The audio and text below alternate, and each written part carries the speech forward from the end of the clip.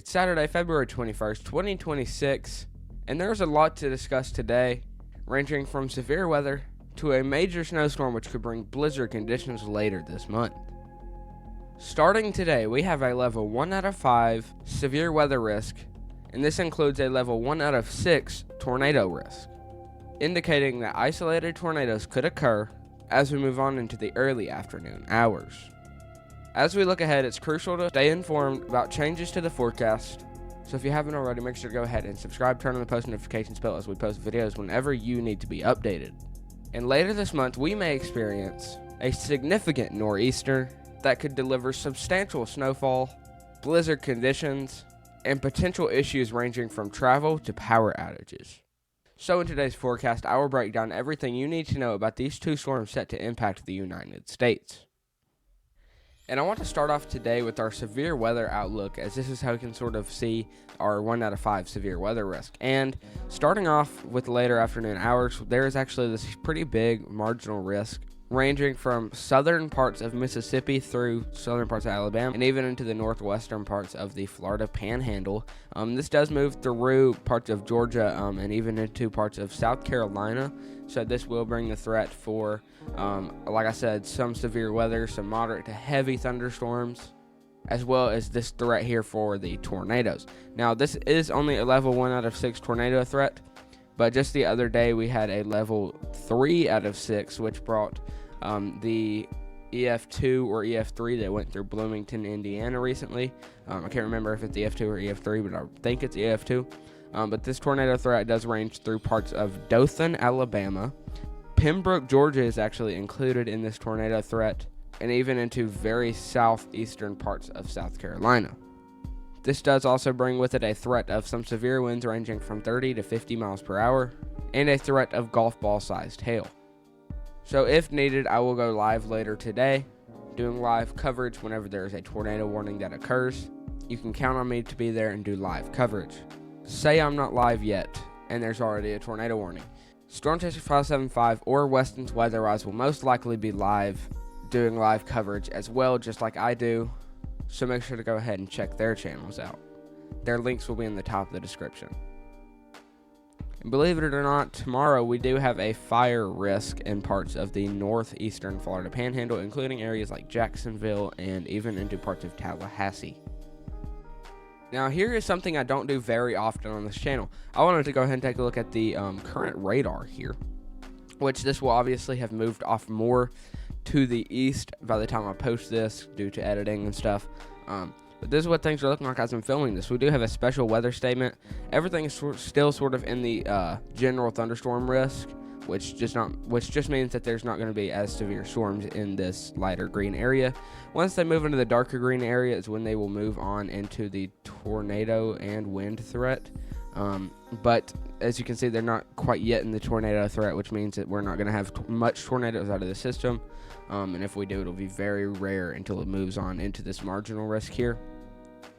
But this is a decent line of storms, which could bring some pretty strong winds.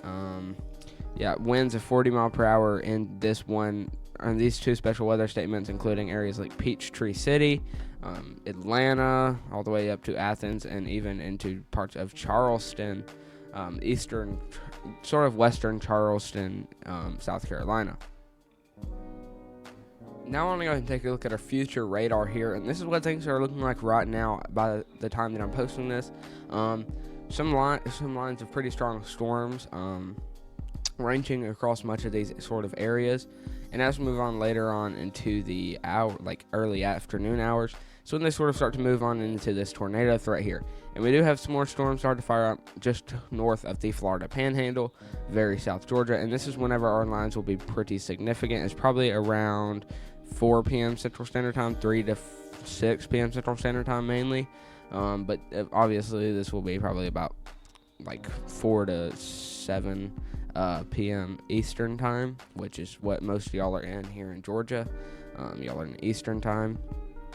But yeah, this will definitely cause some pretty significant wind damage, even some hail damage. Expect some hail damage to your car window if it is left outside. Expect some damage to your roofs or siding of your house. And like I said, just overall be prepared for this. I know I did not update y'all as fast as I could have, but I'm here to update you now. So yeah, just letting you know that. But this will bring all the wind threats, ranging from even into parts of Louisiana all the way up to Charleston, South Carolina. So if you're in any of those areas, be expecting some pretty significant wind threats for much of y'all's areas. And now I want to go ahead and take a look at our CAPE here, which for those of you who don't know what CAPE is, CAPE stands for Convective Available Potential Energy. And this is like what sort of fuels, there's a lot of things that fuel tornadoes, and this is definitely one of them here. This is one of the main key ingredients. Without a lot of CAPE, you won't have any significant tornado events. As we move on into the early afternoon hours, I will say we do have a pretty significant amount of CAPE. I honestly wouldn't be surprised if this tornado event got upgraded to a 5% tornado risk. I know for a fact some of the people that out there that do unofficial forecasts have it as a 5% risk, but without the, like, you have to have CAPE obviously, but you also have to have something that we call bulk shear or wind shear.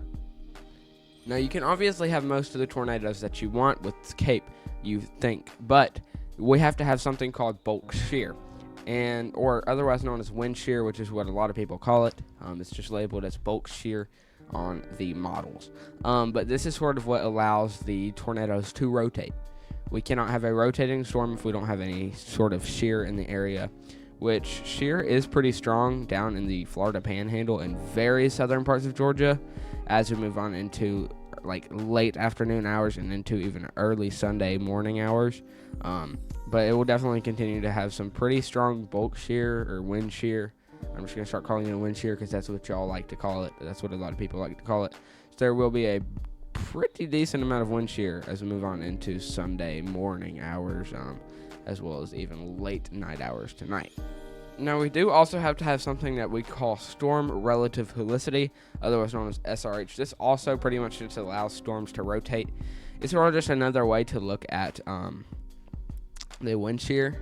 But yeah, there will definitely be a little bit of storm relative helicity. Nothing like the storms that we had go through Indiana earlier, but or not earlier today, like 2 days ago. But there still will definitely be some storm relative helicity or SRH in these areas. So it's definitely something that could be a pretty significant to strong storm. So yeah. Now we'll make more of a in-depth video about the total snowfall rates for tomorrow, like in tomorrow's video. But I just wanted to go ahead and I said that I would talk about it a little bit in the intro, so I'm going to show y'all how much snow that we could actually get up in the northeast with this nor'eastern storm. As you can see, a lot of snow buildup is possible as we move on into later this week, and even into parts of next week and next month. However, that was all we had to talk about today. I want to go ahead and thank everybody who tuned in today's video. I appreciate every one of you who has subscribed in the past this year, actually. I already have reached 133 subscribers just this year, and it's only February 21st.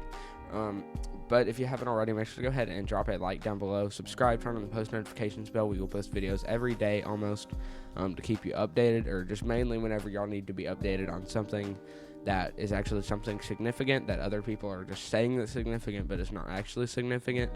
But yeah, I want to go ahead and thank everybody for tuning in here, and I will see y'all next video. Peace.